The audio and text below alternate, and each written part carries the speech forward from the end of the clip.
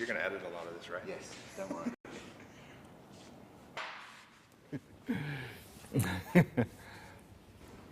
Am I supposed to be looking at you? Ready? I'm Casey Ketterhagen, lead stylist on the new 2012 Softail Slim.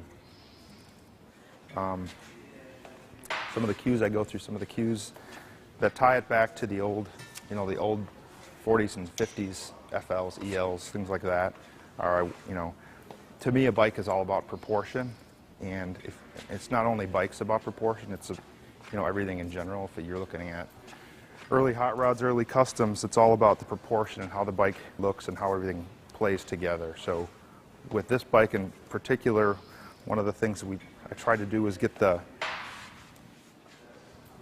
bike back narrow again in the back, so that the motor looked proportionately big, looks big in the frame.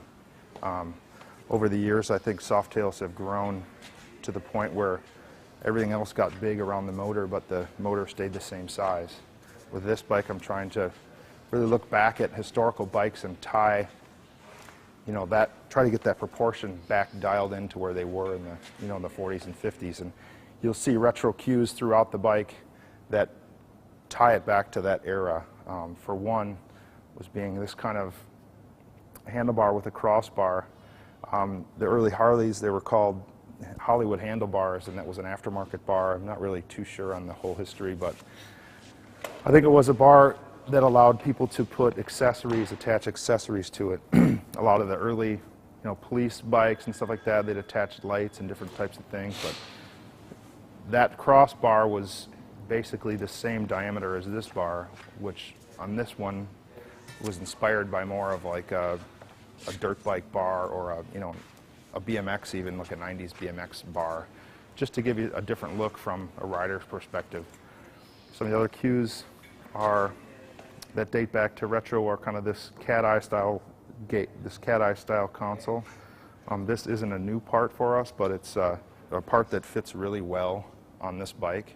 A real minimal tank strap is new with kind of formed shape, real simple and clean, and that brings your eye right to the seat, which is the same texture on the outside.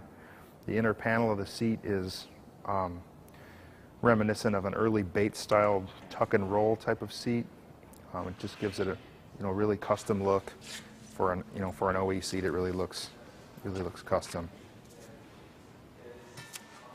The biggest part of the bike for me, paint-wise, is usually the tank. That's the billboard of the bike here. Here you have this forged aluminum medallion on the tank, on the sweet spot of the tank. Real simple. And the idea behind this bike being that way is it's kind of a really clean, simple canvas where you could take either way. You could, it's really minimal right now, but you could go to the opposite and add a lot of P&A parts, or you could actually strip more parts off it. I wanted to keep the bike really pure and all just, about hardware. You see all the mechanical stuff. I mean, that's pretty common on Harleys and motorcycles in general, is the mechanicals are all visual, so those all have to play together in harmony with all the other pieces around it. There's a view, it's called something, I can't think of it right now. You know what it's called? Still rolling. The name Slim is derived out more than likely because of the slim and narrowness of the rear end. Bikes back in the day were narrow, and the motor and the primary were the predominant features.